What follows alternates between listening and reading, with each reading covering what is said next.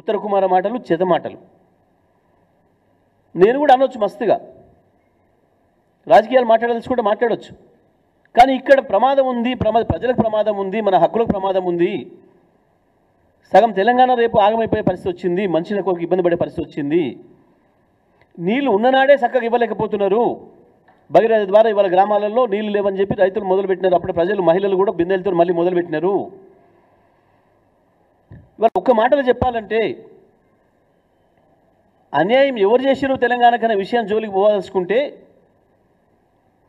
మొట్టమొదటగా కాంగ్రెస్ పార్టీ, రెండవది BJP party.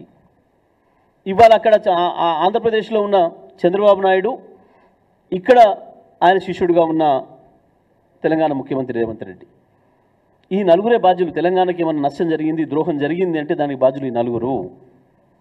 మొదటగా కాంగ్రెస్ పార్టీ, రెండవది బీజేపీ పార్టీ, ఆ తర్వాత అక్కడ చంద్రబాబు నాయుడు, ఇక్కడ రేవంత్ రెడ్డి ఆయన శిష్యుడు. ఇవాళ ఈ నలుగురు ప్రధానమైన ద్రోహులు తెలంగాణకి. ఒకప్పుడు నాగార్జున సాగర్, శ్రీశైలంను పోరంబొక్కు ప్రాజెక్టుగా నడిపారు. ఆపరేషన్ రూల్సే పెట్టలేదు. ప్రాజెక్టు కట్టి 65 ఏళ్ళైనా ఆపరేషన్ రూల్సే పెట్టలేదు. కానీ రాష్ట్రాల పునర్విభజన తర్వాత పునర్విభజన చట్టంలోనే అనేక అన్యాయాలు చేసింది కాంగ్రెస్. దాని మీద ఏ చర్చకు సిద్ధమో ఉత్తమ్ కుమార్ మాట్లాడదాం. ఉత్తనే ఎవడో రాసిచ్చింది ఎదురుగా పెట్టుకొని చదువుకొని నెక్స్ట్ అని చదవడం కాదు ఉత్తమ్ కుమార్. చరిత్ర చాలా ఉంది. గురువింద నీతి మాట్లాడకు. నేను ఇప్పుడు దాన్ని జోలికి పోవడం లేదు. తక్షణం ఇవాళ ఏదైతే ప్రమాదంలో పడుతుందో తెలంగాణ, దీని విషయంలో ఒకటవుదామని చెప్తున్నాం. ఇవి కాపాడుకోవడానికి కొట్లాడదామని చెప్తున్నాం. ప్రభుత్వంగా మీకు సోయి లేకుంటున్నారు, కనీసం దానిపైన దృష్టి పెట్టండి, కేంద్రం పైన ఒత్తిడి పెట్టండి. ఇవాళ అది కేఆర్ఎంబి కేంద్రం చేతిలో లేకుండా పోయింది, చంద్రబాబు నాయుడు చేతుల్లోకి పోయి మళ్ళీ పోరంబొక్కు ప్రాజెక్టులు అయిపోయినాయి. శ్రీశైలం, నాగార్జున సాగర్లు ఇవాళ పంటకు చివరి నీళ్ళు ఇచ్చే అవకాశం లేకుండా పోతుంది. అడ్డగోలుగా ఖాళీ చేస్తున్నారు. ఇది వదిలిపెట్టి కేసీఆర్ 10 ఏళ్ళలో పోగొట్టిండు, నీళ్ళు పోగొట్టిండు, సిగ్గుండాలి మాట్లాడడానికి కొంచెమైనా. ఉత్తమ్ కుమార్, నువ్వు అబద్ధాలు ఆడి ఆయన ముఖ్యమంత్రి అయిండు కాబట్టి నోటికి వచ్చిన పిచ్చి మాటలు మాట్లాడి కేసీఆర్ను బూతులు తిట్టి ముఖ్యమంత్రి అయిండు. నాకు అవకాశం పోయింది, అందుకని నేను కూడా బూతులు మాట్లాడితే, అబద్ధాలు మాట్లాడితే నాకు ముఖ్యమంత్రి వస్తుందని తెలివి తక్కువ ప్రయత్నంలో పోతున్నట్టున్నాడు ఉత్తమ్ కుమార్ రెడ్డి. కరెక్ట్ కాదు అది. ఆయన వాడి వదిలేసిన పాత పనికిమాలి చెత్త ఆరోపణలను నువ్వు మాట్లాడితే ఉపయోగం లేదు. విషయం చూడక్కడ గత 9.5 ఏళ్లలో ఏం జరిగిందో హైదరాబాద్ ప్రజల అనుభవంలో ఉంది, రంగారెడ్డి జిల్లా ప్రజల అనుభవంలో ఉంది, మహబూబ్ నగర్, నల్గొండ, ఖమ్మం జిల్లా ప్రజల అనుభవంలో ఉన్నాయి. నీ కాలంలో, మీ కాంగ్రెస్ హయాంలో ఏముండెనో, ఎన్ని లక్షల వలసలు పోయినరో, కేసీఆర్ వచ్చిన తర్వాత వలసలు ఎట్లా తిరిగి వచ్చినాయో, వలసలు తిరిగి వచ్చాడే కాదు, 14 లక్షల మంది వలసలు పోయిన అదే మహబూబ్ నగర్ జిల్లాకి పక్క రాష్ట్రం నుంచి వలసలు వస్తున్నారు వ్యవసాయ కూలీలుగా. ఇది కేసీఆర్ చేసిన పని. మొత్తం కరువుతోనే నాశనం చేసి ఒక ఫ్లోరిన్ మహమ్మారిని తెచ్చి మీరు నాశనం చేసిన నల్గొండ జిల్లా అద్భుతంగా ఇవాళ ఫ్లోరిన్ మాయమైపోవడమే కాదు, కేసీఆర్ నాయకత్వంలో భారతదేశానికి అన్నం పెట్టి అన్నపూర్ణగా మారింది. 40 లక్షల మెట్రిక్ టన్నుల ధాన్యాన్ని పండించిన ఏకైక జిల్లాగా వరుసగా 5 సంవత్సరాల రికార్డు సృష్టించింది నల్గొండ భారతదేశంలో. వాస్తవాలు ఈ రకంగా పెట్టుకొని ఓ సోయి లేని మాటలు, ఉత్త మాటలు, చెత్త మాటలు ఎందుకు మాట్లాడుతున్నావు? మేము 50% కొట్లాడుతున్నాం, నీ బొంద కొట్లాడుతావు. ఉన్న నీళ్ళు పోతున్నాయిరా అంటే ఇది పట్టించుకోకుండా మేము 50% కొట్లాడుతున్నాం. మేము తెలుగుని మాట్లాడుతున్నా, తెలుగు లేక మాట్లాడుతున్నావా? ఇవాళ తక్షణం మన దగ్గర ఉన్న నీళ్లు మన హక్కు వాటాది, ఇంకా 123 టీఎంసీలు మనవి.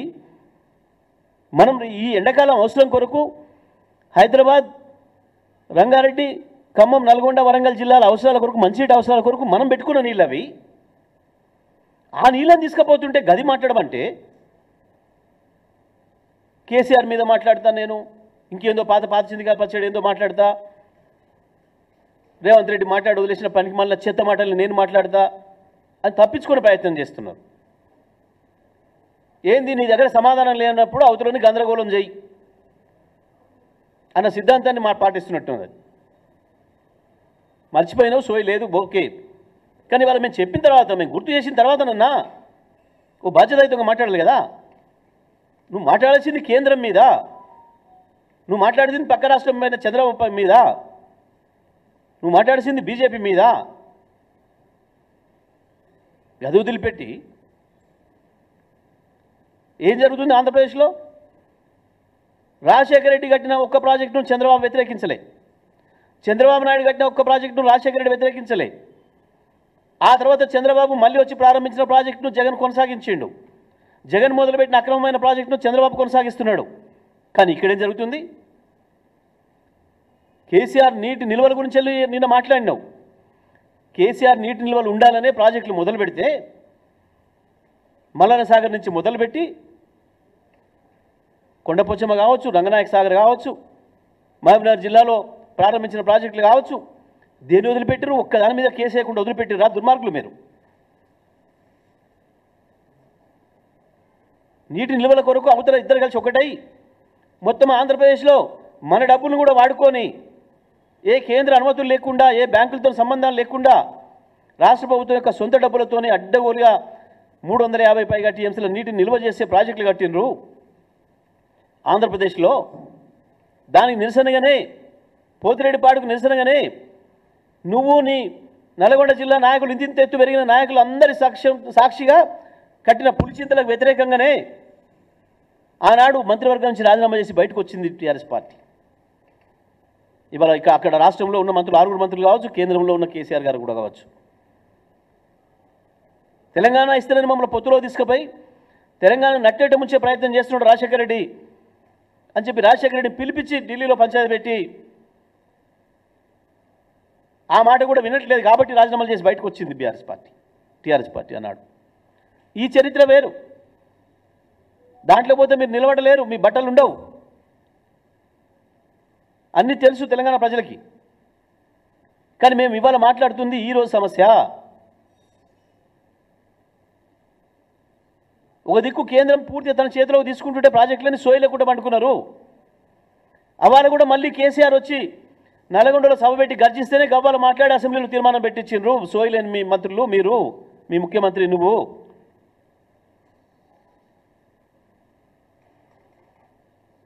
మేము గై మాట్లాడలే, మేము మీ అవినీతి గురించి మేము మాట్లాడతలేము. అవి చాలా ఉన్నాయి, అవి ప్రజలే మాట్లాడుకుంటున్నారు. కానీ ఇవాళ మేము అడుగుతుంది, ఇవాళ ఉన్న నీళ్లు, మన నీళ్లు, ప్రస్తుతం ఉన్న నీళ్లు మీ కేఆర్ఎంబి పెట్టింది, మీరు పెట్టింది, మీరు తెచ్చిన చట్టం ప్రకారమే రావాల్సిన నీళ్లు, మన మాటగా మనం భవిష్యత్ అవసరాలకు అక్కడ దాచిపెట్టుకున్న నీళ్లు శ్రీశైలంలో, సాగర్లో, అవి కూడా ఎత్తుకపోతున్నారు. నువ్వు చెప్పిన 300 వాటాలోనే ఎత్తుకపోతున్నారు. గది సోయి లేకుంటున్నావు. ఈ 5 జిల్లాలు ఇబ్బంది పడబోతున్నాయి మనుషులకు రేపు. ఇవాళ సాగునీళ్ళకు కూడా చివరి దాడి ఇస్తారా లేరా అన్న భయం ఉంది సాగర్ ఎడవకాలం రైతాంగంలో. అది మాట్లాడమంటే దానివైపు దృష్టి పెట్టమని సూచన చేస్తే, మాట్లాడాల్సింది కేంద్రం పైన, మాట్లాడాల్సింది చంద్రబాబు పైన, గదుదులు పెట్టి బీజేపీని అనడానికి వణుకు పుడుతుంది. ఎందుకంటే నీ నాయకుడు ఆయన బీ టీం ఉన్నాడు కాబట్టి. చంద్రబాబు అనడానికి వణుకు పుడుతుంది. ఎందుకు? చంద్రబాబు ద్వారా పైరవి చేసి ముఖ్యమంత్రి పదవి తెచ్చుకుందామని పైన. మోడీతో సఖ్యత కొరకు చంద్రబాబు దగ్గర లైన్ కడుతున్నారు మీ మంత్రులు.